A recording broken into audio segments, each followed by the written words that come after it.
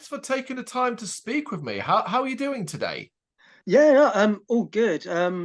Yeah, just a bit taken back by the last few days, really.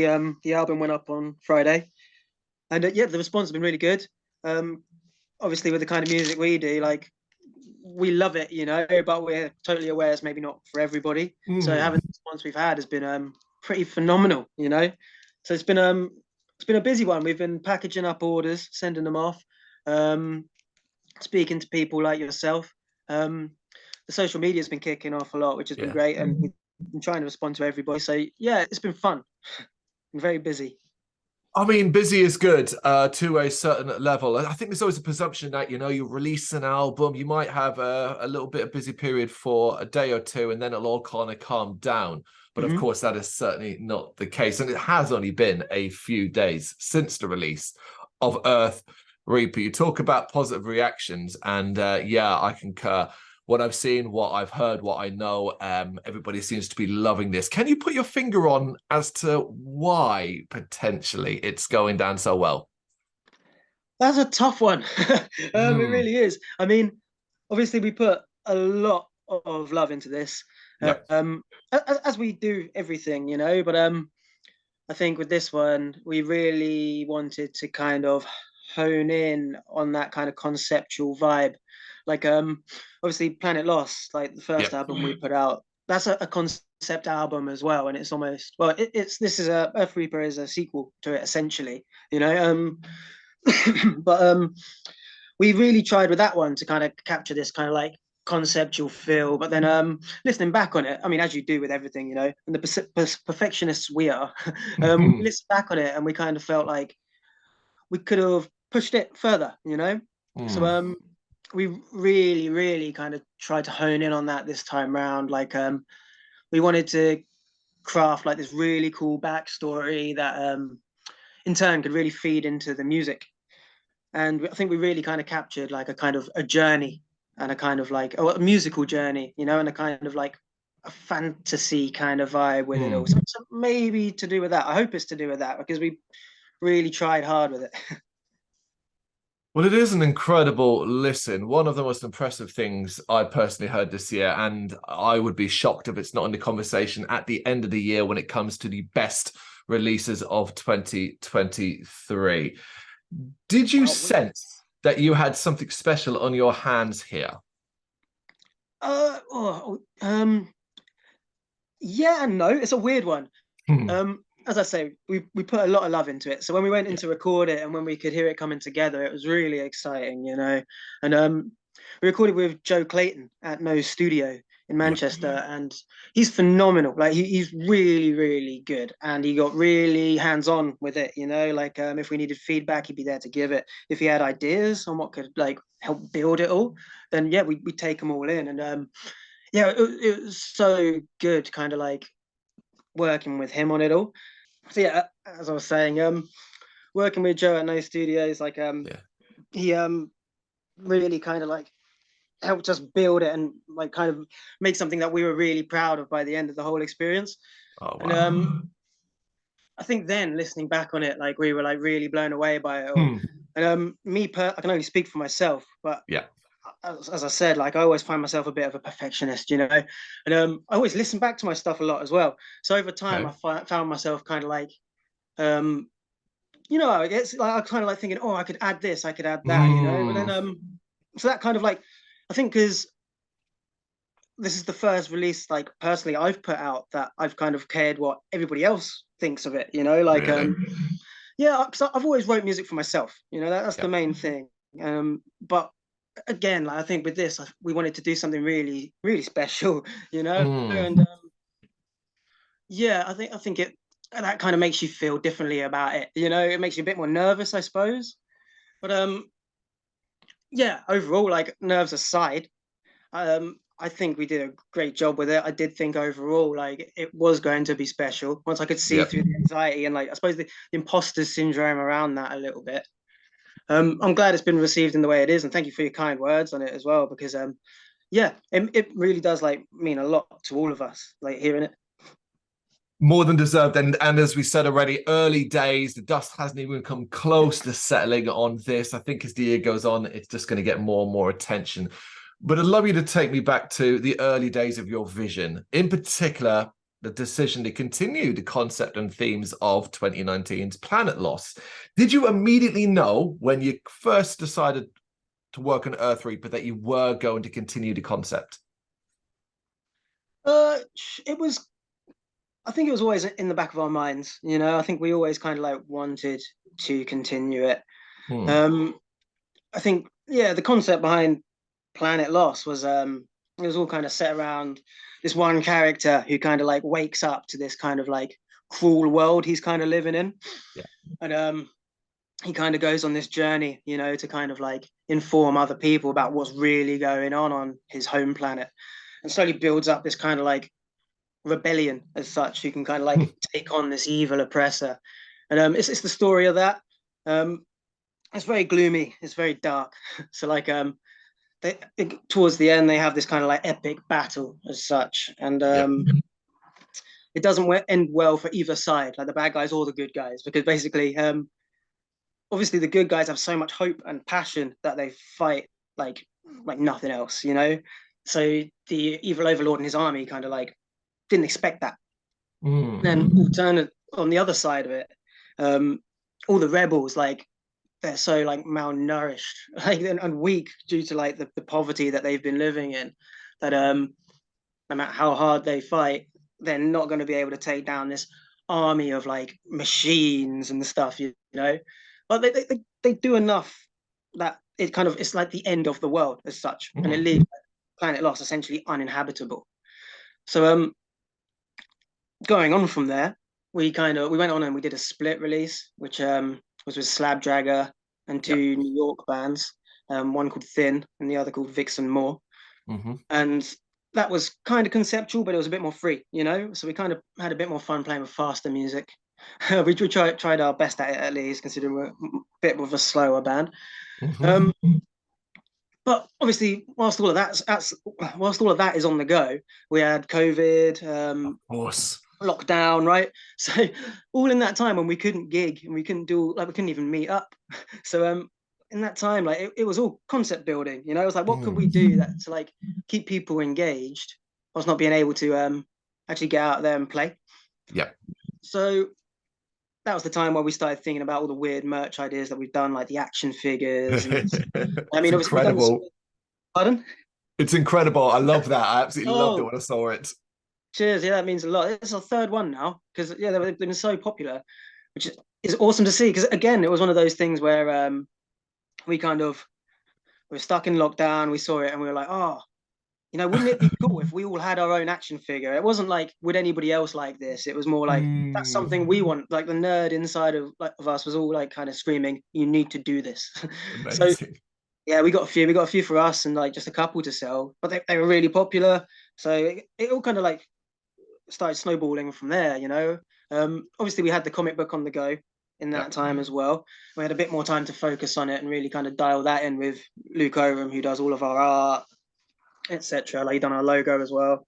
So that's where all the kind of conceptual stuff kind of really came together, and people really engaged with it, you know. So all kind of things were saying to us that because as I say, on the back of our minds, it was like, we want to do another concept album, but will people really get it, you know?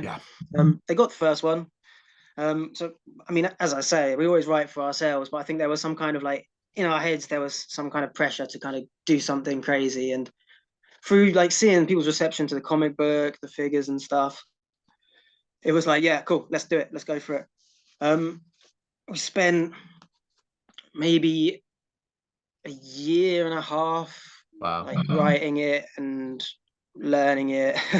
We wrote the story first, and then from the story we went on to write the music. So we kind of thought about the themes and like the setting, like the characters involved with the story, and then kind of applied that directly to the music. Like, for example, the first official track, Flesh and Steel, that's like, it's in this kind of like robotic dystopia as such. It's like set there, and it introduces this new character who was kind of like raised by these robots.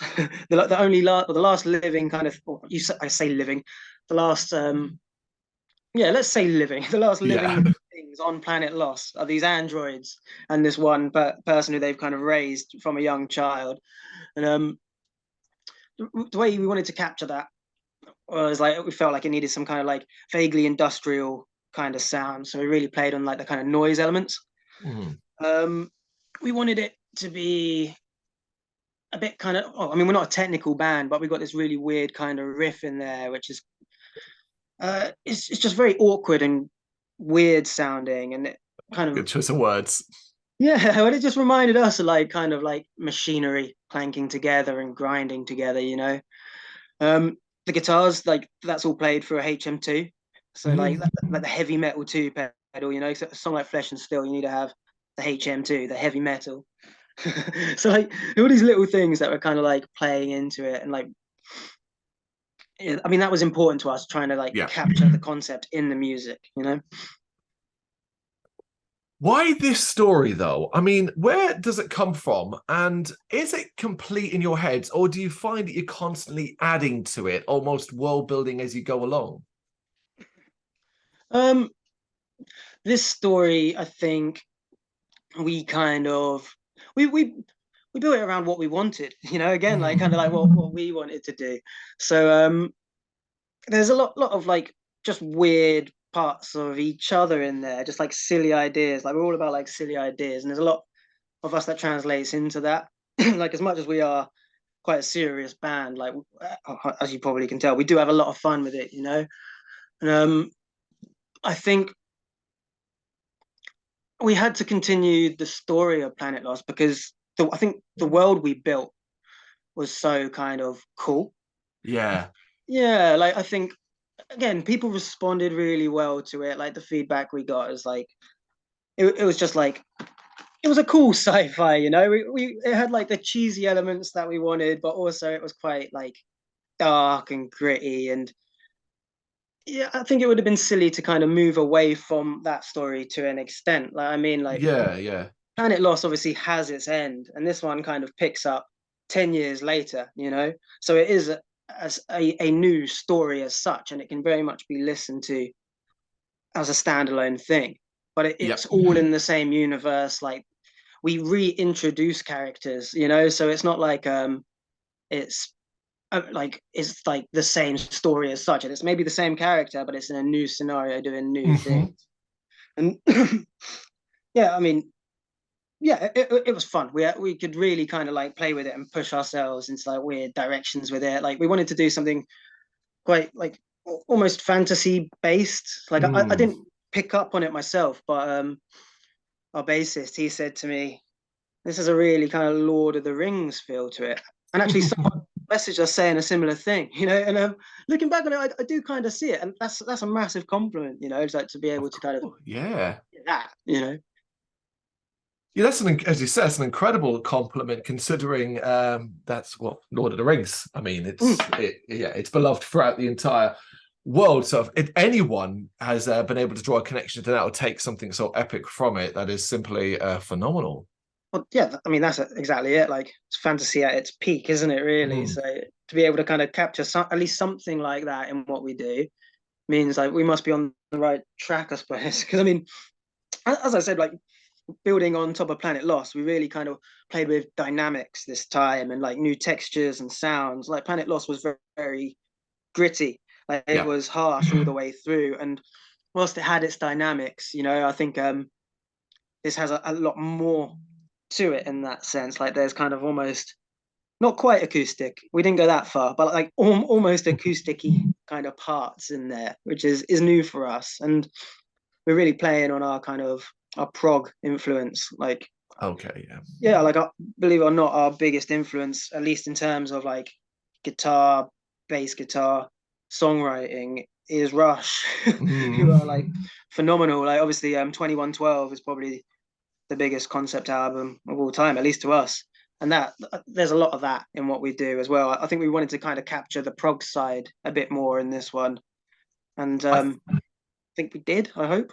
Yeah, I don't think anyone would be massively shocked to hear that. You know, they may not necessarily take away or understand it completely on first or second or third listen, but hearing you say that, it's like, oh, okay, yes, this does make a lot of sense.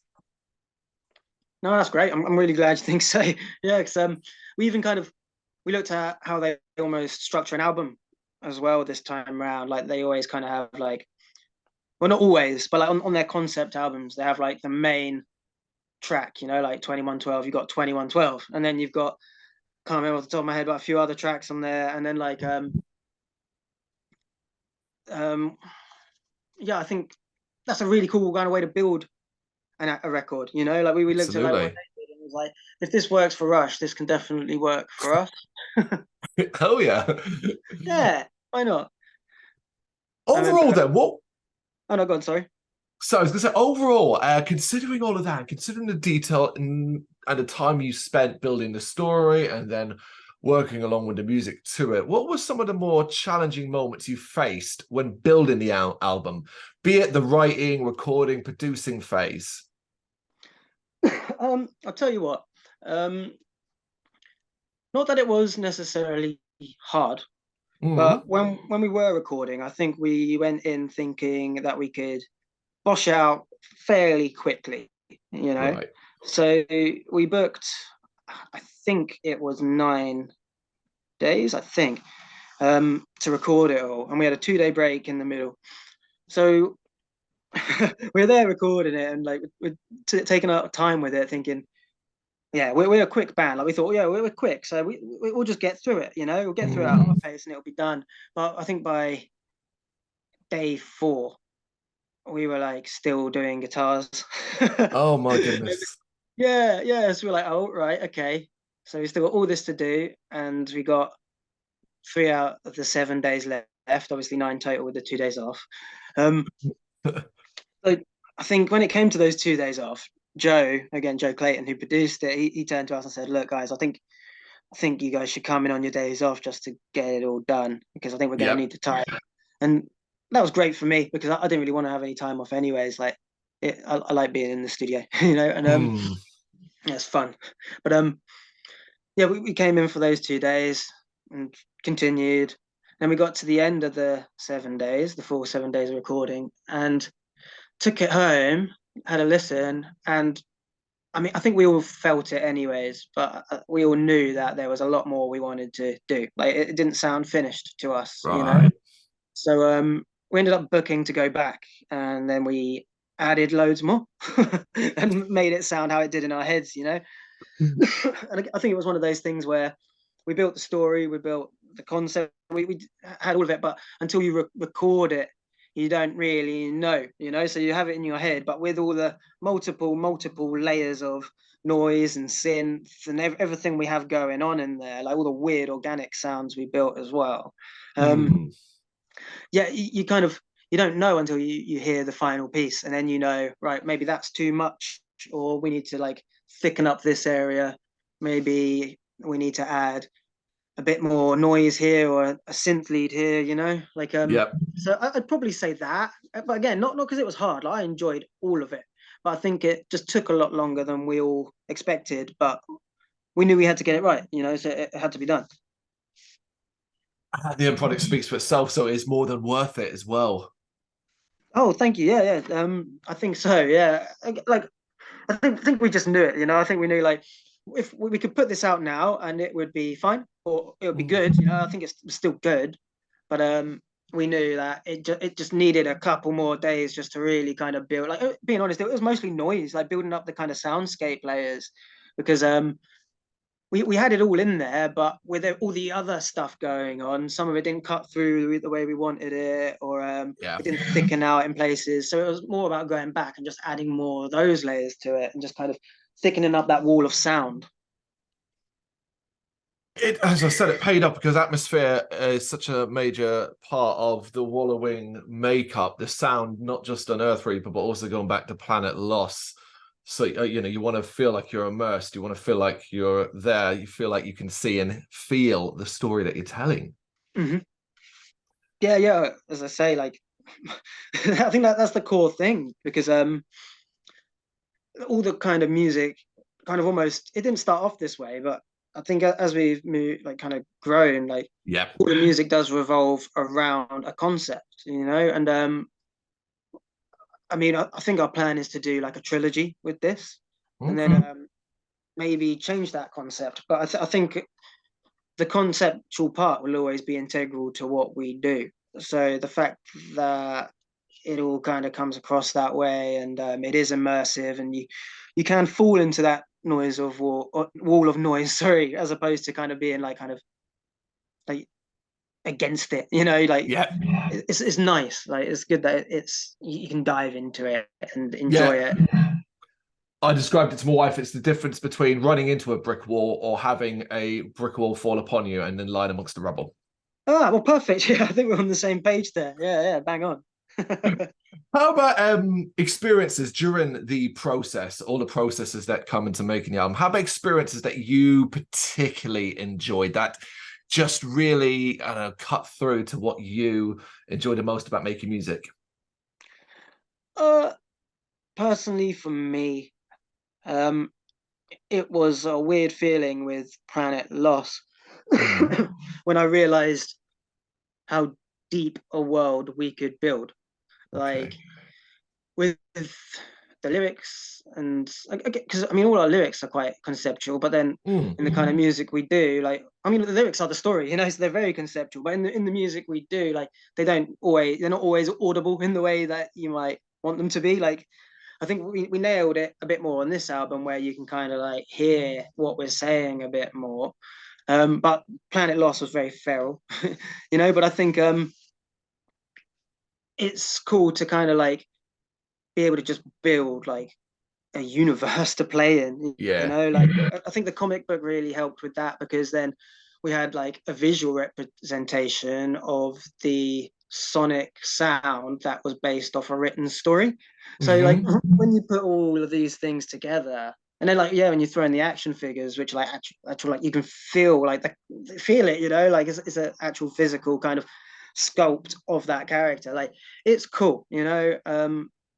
It's a game changer, because like for me, like I get excited to kind of fall into that world.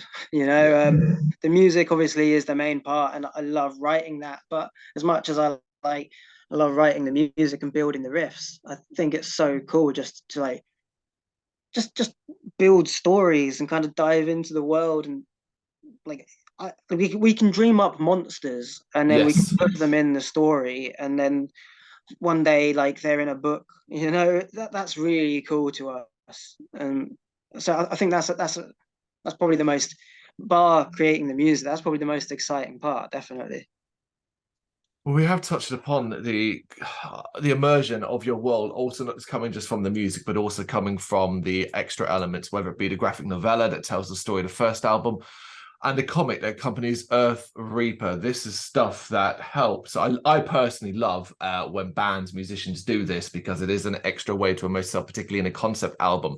I get the impression that you're beginning to think or believe that this aspect, the additional media, is very important to the wallowing experience overall. Is that correct? Oh yeah, definitely. I mean, we kind of shot ourselves in the foot a little bit there.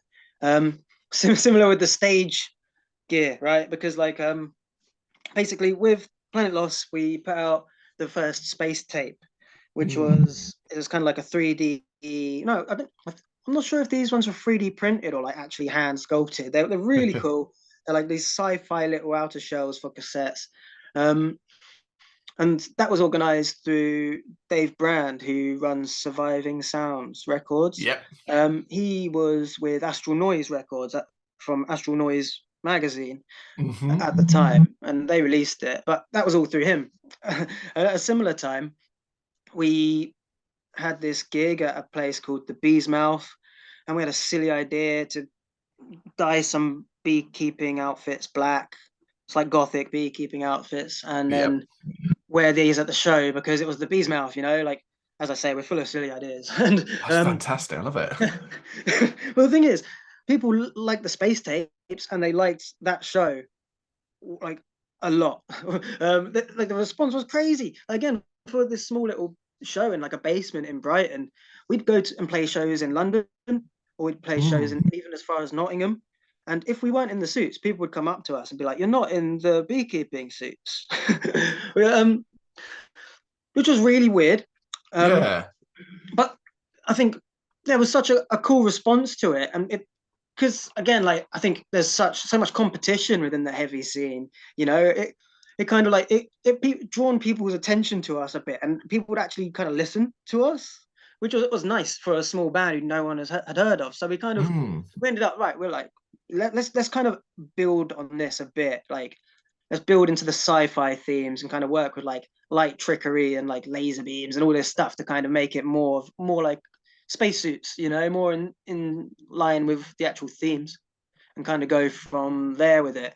And then it turned to like we in lockdown again, like we spent a bit of money kind of like buying all these weird little different components from like different outlets, and just collecting like all these weird things and building these new suits. And now that's a staple, you know. And similarly is the merch, in the sense that when we did those cassettes, like it was a situation where anything we did after that had to meet that, you know, like that set the bar, as did that show at the Bee's Mouth with the suits apparently. So from that, like we knew like what our best was as such, and then we couldn't like do anything less than our best, you know. Right, yeah. Yeah, so we've always tried to top ourselves, and so far so good, you know. We're gonna keep doing it. It does get harder each time. Like with the split, we released these kind of like sci-fi prop kind of things. We did 2 different bundles for the vinyl, and one came, well, they're named after the tracks. So one came with a bit of orbital detritus, and the other one came with forbidden alien tech. And this is it. So it's just like we're always trying to think of like crazy ideas that aren't necessarily repeating themselves either, you know. I mean, obviously the figures and the space tapes, we try and do them almost like a collectible thing, so they're quite limited. So we don't mind doing a couple of them and like letting people like, we want, even though they're limited, we want everybody to have one, you know. If they want it, we want them to be available. So whilst they may be different, they'll be slightly different, but we would put out like a new action figure, you know. I absolutely love it. The imagination you've had up to this point, and as you say, you know, it's what your imagination limits will allow you to do as you go forward. It's just really, really cool. As you say, and you are correct. It's such an attention grabbing idea, image, and everything, and it really, really does work. That's all luck, thank goodness. You know, as I say, like we don't really have a no man in us, so like we all kind of pretty much say yes to everything, as long as it's like within reason. You know, this is the thing, like I say within reason, but nobody said no when we thought, well, when John, Jay, cut that bit, when he said to do the bee suits, you know. And I think since then, as I said, like, it was my idea to do the action figures, and nobody stopped me when I said that.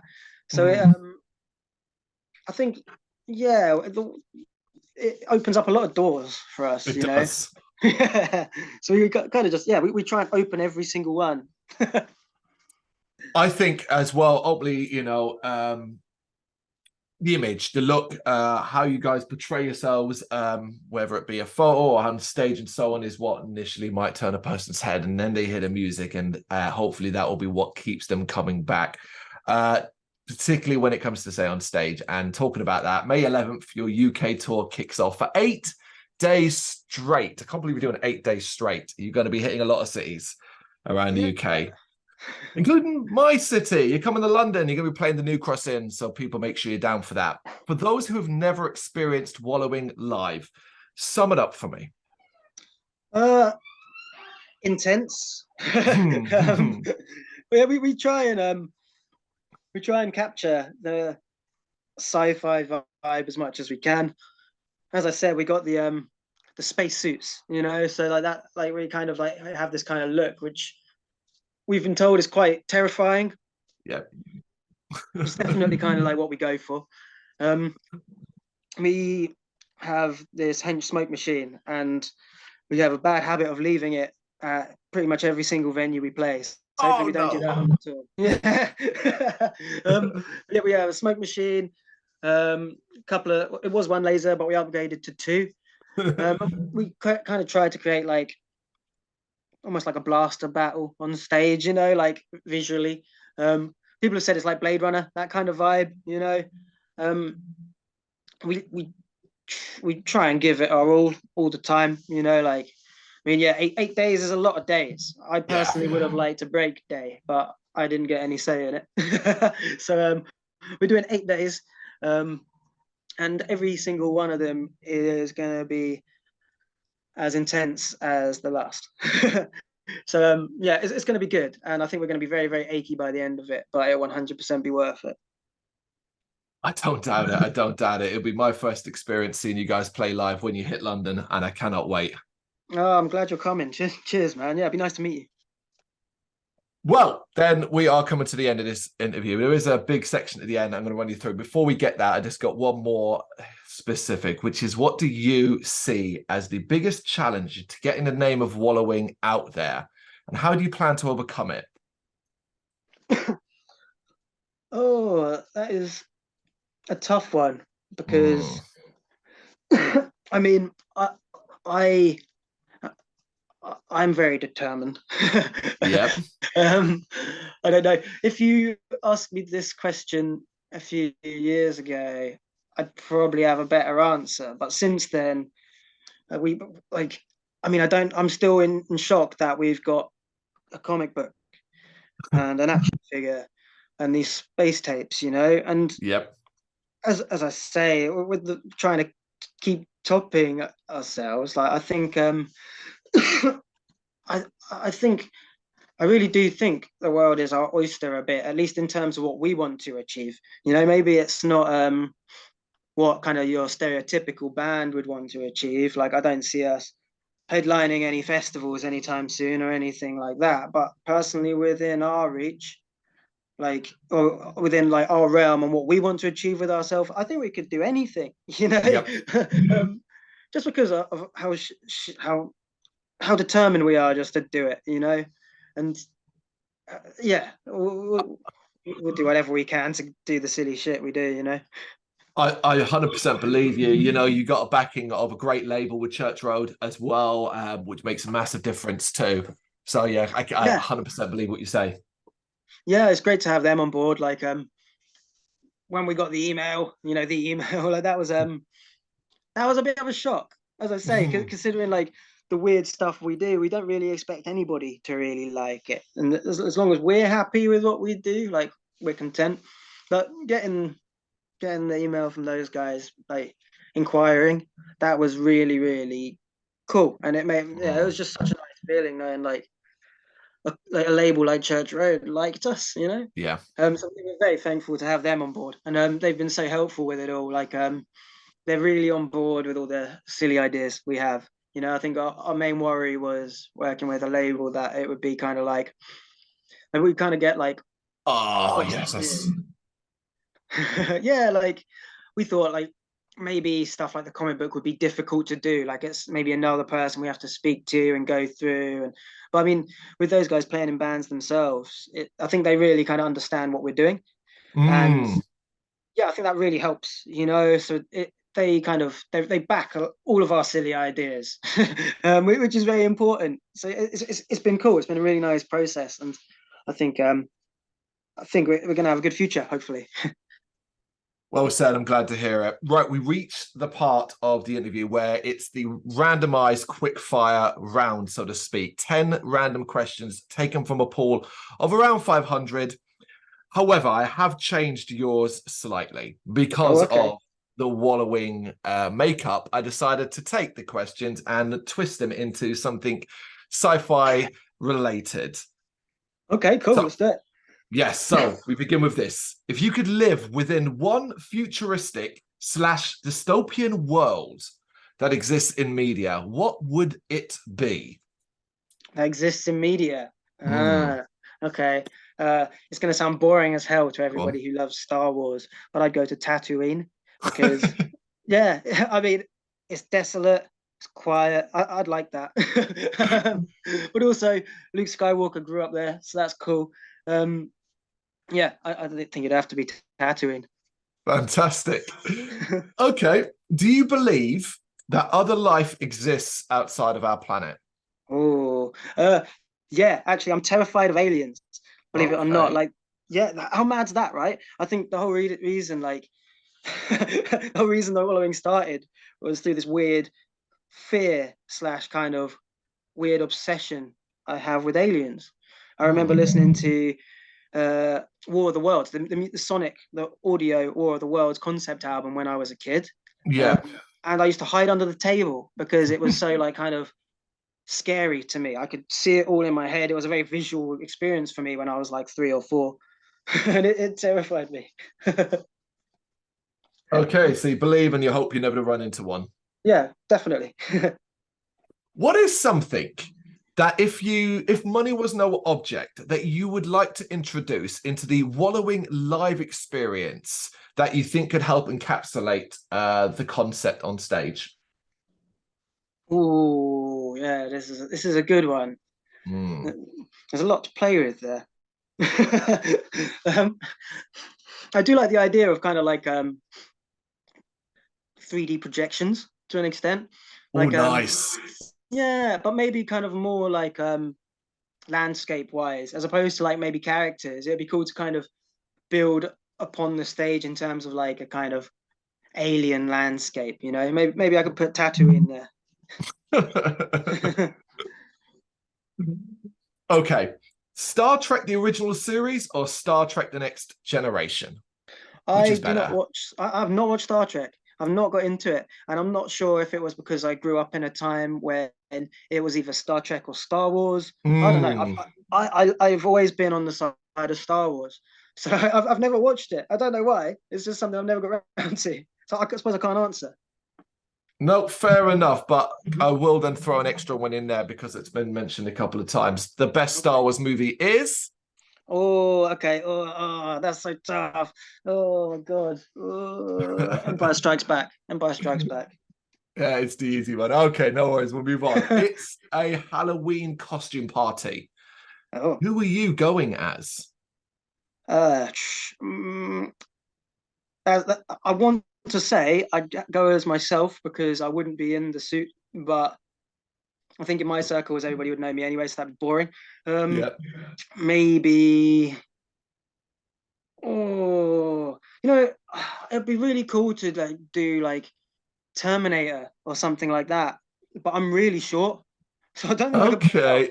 And in a dream world, probably like Terminator or something cool like that, you know. I love it. I love it. I love it. Okay. Have you seen the movie Galaxy of Terror from 1981? I have not. What's it like? Right.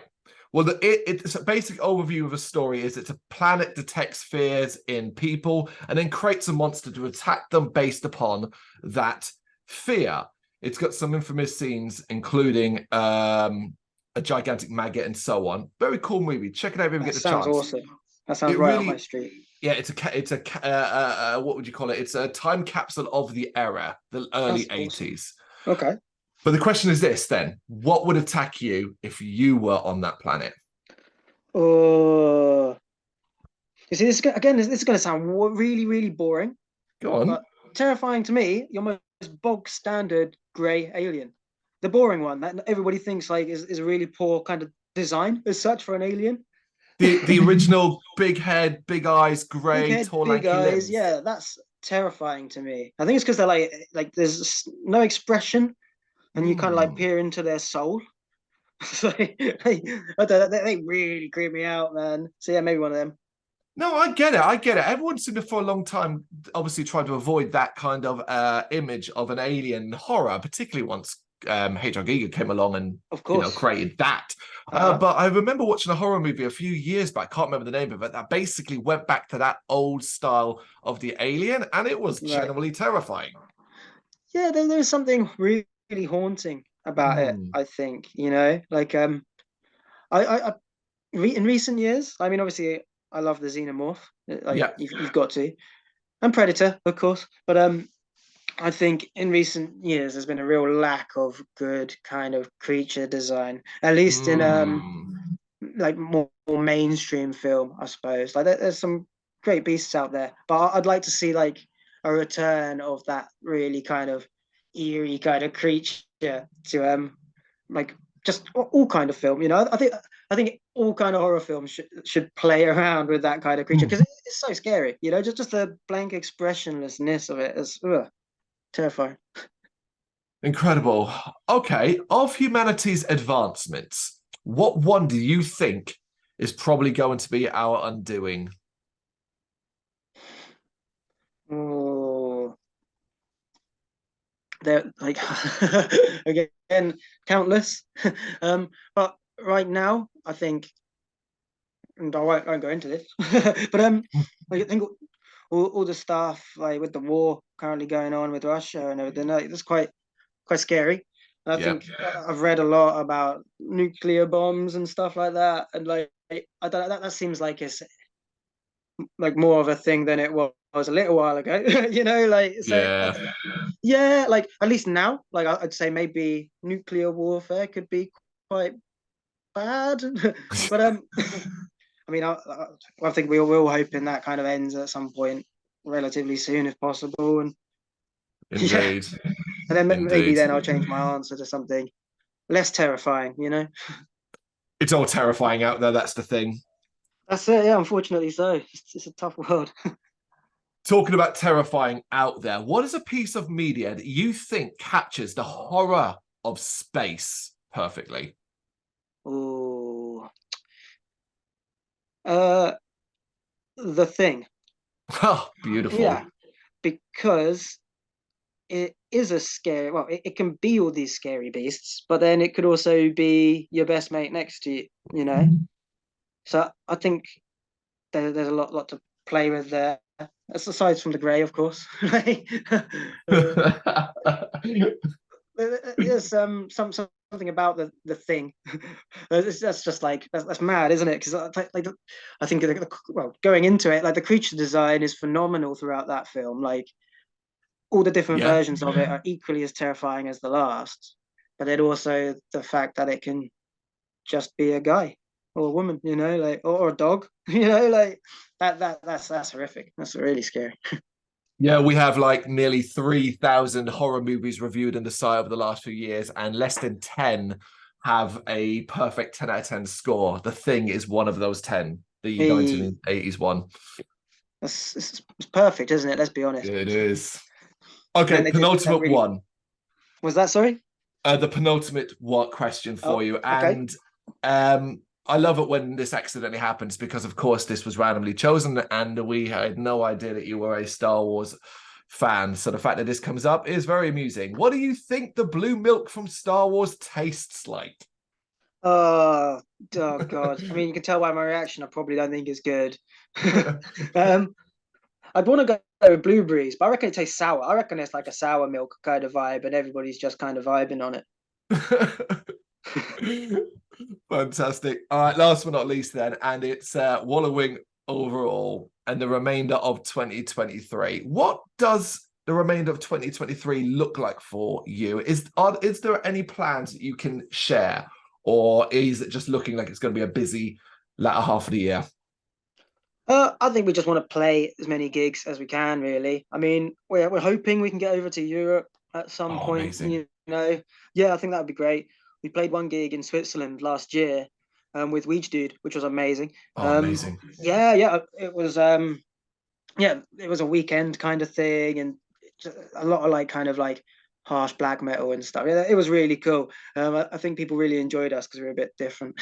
But Yeah. it was a really good vibe over there. You know, that was just in Switzerland. We haven't played anywhere else in Europe, so I think we'd hopefully be doing a few shows over there if we can. That'd be the dream. Aside from that, just a lot of UK gigs as much as we can. We're going to continue working on a full comic book, which hopefully sees the light of day at some point soon. Hmm.